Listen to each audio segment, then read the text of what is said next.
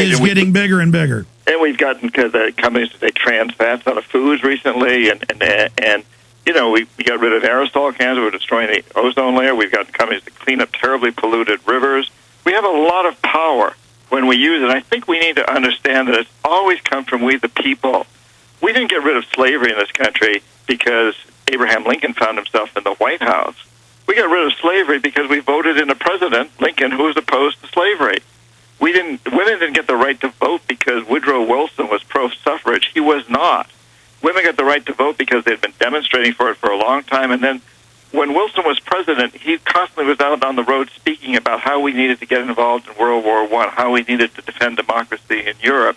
Women met him at every place he went, holding up huge placards that said, why should we defend democracy in Europe when half of our population in the United States can't vote?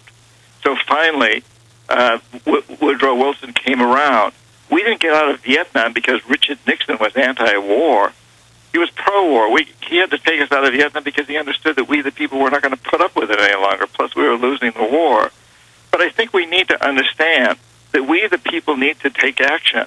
And in this particular case, in some respects, it's easier than it's ever been because these things are all controlled by big corporations today. And the marketplace is democratic if we choose to make it such. These corporations only exist because we buy the goods and services, or our tax dollars buy the goods and services. Alex, we need to turn that around. We, the people, need to start taking more responsibility. It doesn't do any good to complain about these things and then go out and buy bananas from Dole or tennis shoes from Nike. Sure. John, I agree with you on that front, and I believe you're coming at this from a good perspective, that you're a good guy, that you have changed your ways. I just think it's also important to realize that just trying to do the right thing isn't enough. We have to make sure we're not part of the fake corporate clone or counterfeit where they try to get control of our grassroots movements and then say use environmental laws to take farms and ranches or restrict people. Take Austin. I've watched them with smart growth take farms and ranches, not let people build on it. And then 10 years later, they build shopping malls on it and skyscrapers. So I also see the environmental movement run by the big banks, by the very economic pirate ships, you know, these corporations bigger than most governments. And so, yes, I know there's real environmental problems. I don't want to drink poison water. I don't want to drink poison air, breathe poison air. I don't want to cut down rainforest. I don't want to, you know, live off the backs of starving people in Peru. But at the same time, it's a big job to navigate this and try to figure out what's real and what isn't, and how do you not get co-opted. And I mean, because it sounds great to take Ecuador and say they have a constitution saying that they're going to give trees and animals rights, but then I always see that by the neo-eugenicists as their pretext to say the world government's going to vote for you because it's voting for the cockroaches and the dolphins, and they outvote humanity. So I'm just saying this is a minefield because these global corporations are in power because they are so slick. Well, you're right about that, but but I think that we can see beyond a great deal of that. We can see that they're using their powers and abusing it. We can see this in the way they take care of themselves. I do a lot of speaking at business schools these days, which I find ironic. Business schools even invite me to speak. The guy wrote a book called Confessions of an Economic Hitman. But the kids in these business schools, many of them are really interested in some of these subjects. And one of the things I keep running into is some of the icons that are held out there. A guy named Jack Welch, who was CEO of General Electric, is held out as this great icon because he made his corporation lean and mean, which means he laid off a quarter of GE's people, put them out on the street, while at the same time he paid himself huge bonuses and salary increases. And he also took GE away from manufacturing things, goods, being a manufacturing firm, into being a financial paper trading firm, which is one of the things that drove us into the financial crisis. Yeah, it's engaged in derivatives, that's right. How do we hold a guy like that out as an icon in our business schools? We should not. And I think if we really open our hearts to these things, we understand that. You understand it, Alex. I understand it. We've got to turn this thing around, and we've got to present better examples to our kids of who do they want to emulate? Who do we want to put on the covers of our magazines? Do we want to put Crook's modern robber barons on the cover of our magazine, or do we want to put people there who are really trying. I totally agree with you. In fact, I talk so much about the map making of the mind or blueprints in the mind, how the establishment builds these. And I'm not saying Michael Jordan or Tiger Woods or somebody shouldn't be on the cover of something or Brock Lesnar of Ultimate Fighting. But when this country was the jewel in the crown of the Renaissance, the stars were inventors and scientists and humanitarians and people that stood up against corruption.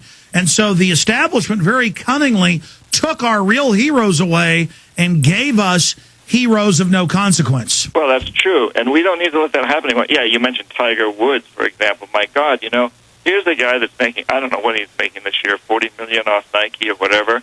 Meanwhile, Nike's paying... No, he's paid $109 million. 109. Well, meanwhile, Nike's paying its workers in Indonesia that make all the things that Michael Jordan is advertising sub-living standard wages.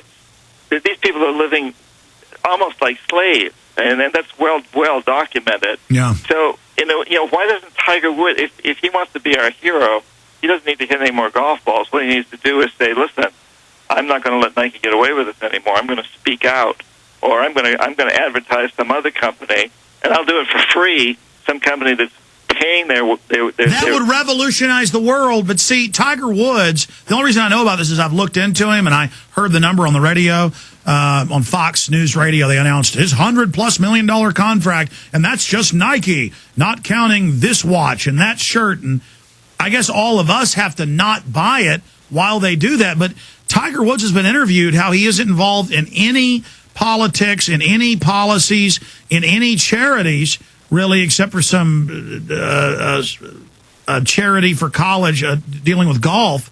He thinks it's a moral thing that he's not involved. He thinks it's like a good thing, and the corporations just worship him because he is cold-blooded.